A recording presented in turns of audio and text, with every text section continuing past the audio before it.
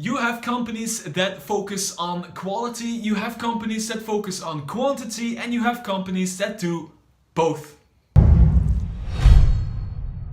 I am literally blown away by this thing. Okay, not literally because I'm still here, but still, this thing is freaking amazing. I know a lot of you guys already have this. I know a lot of you guys already know about this thing, but I feel a lot of you guys, especially Dungeon Masters, don't yet have this thing on their shelf, and that's a complete loss because there are 416, yes, 416 unique creatures in the Tome of Beasts, made by Kobold Press, by the way. It is not an official 5th edition Dungeons & Dragons Wizards of the Coast book. It has been released by Kobold Press, I think even as a Kickstarter, and I am so happy this thing exists. This will really enhance my game, and I will talk to you guys about why.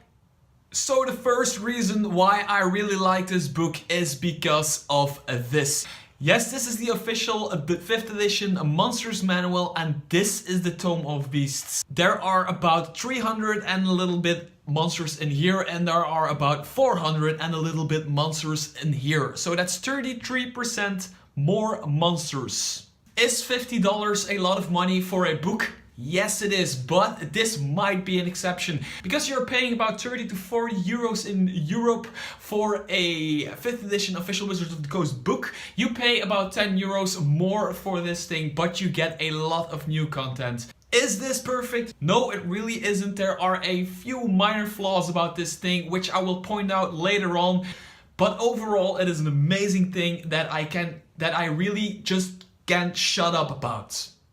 First of all, there is the amazing artwork in here. For example, this nice blue-purple thing, snake thingy. This big ass snake, for me this looks absolutely stunning. There is a theme going on with this artwork. Everything is not as bright as, for example, the Monsters Manual or the Volo's Guide. Everything has more of a dark theme going on. I think this has something to do with the matte finish of these pages. They are not glossy, so all the colors fade away a little bit more, which I really like. There is some really awesome, maybe the best artwork ever created for Dungeons & Dragons is in here.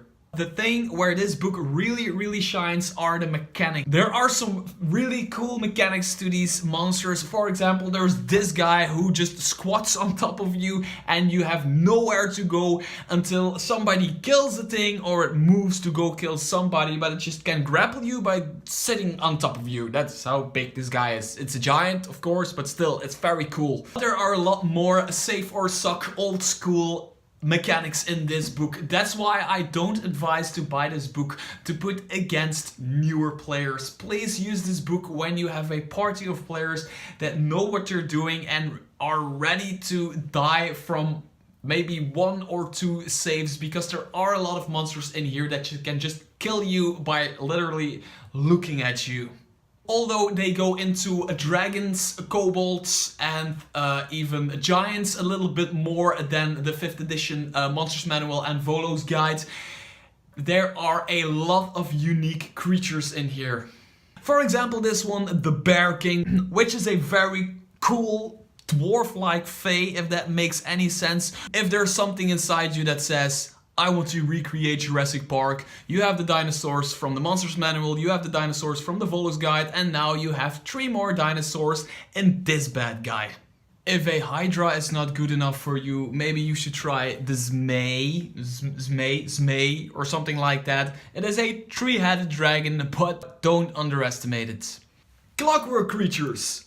An undead carrying around a saw and a bag of human parts. A void dragon, whatever the hell that is. Kobolds, because you can never have enough of them. Worms. I love me some worms. The list literally goes on and on and on. I think it's fairly obvious now that I am really into this book. I really like the way they handle dragons, clockwork creatures, devils, fae, giants, and all the other stuff we know, and how they handle new stuff. Yes, there is a lot of very cool new stuff in here, which I'm not going to spoil in this review, because I think you just have to go on Amazon or wherever you go to buy your books. Go and buy this book, flip through it, take a night or two to flip through it, read a lot of it, and be freaking amazed. Now, there are a few downsides, as I said, so let's talk about those for a second. First of all, I do not like the cover. Although I like this picture a lot, it's also in the inside of the book. I like this picture a lot. I just don't like the glossy cover, because the inside of the book is totally not glossy. The same artwork is right here, and this one looks way more amazing in my eyes personally than the glossy look that this thing has. Another thing about this book, there are some mistakes in here. There are some creatures in here, and these are not part of it. I'm just holding this book like this so you can have a peek inside, but there are some creatures in here that have a player make a fortitude saving throw.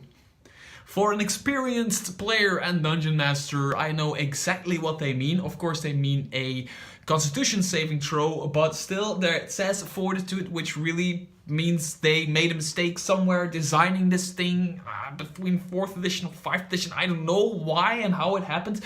These are very small things, but still, it's a little quality control. I mean, I'm not pointing any fingers at Kobold Press right now. I think you guys did an amazing job on this book. I just think that is a small point you can improve on.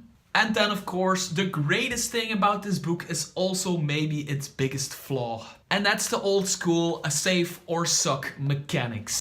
For myself, I really love them. As a dungeon master, as a player, I really love save or suck. I don't really like save or die, but I really want my saves to mean anything when I'm playing as a dungeon master or as a player. But I know since 5th edition there are a lot of new and casual players to the game who don't want to see their characters die by saving failing throws, by failing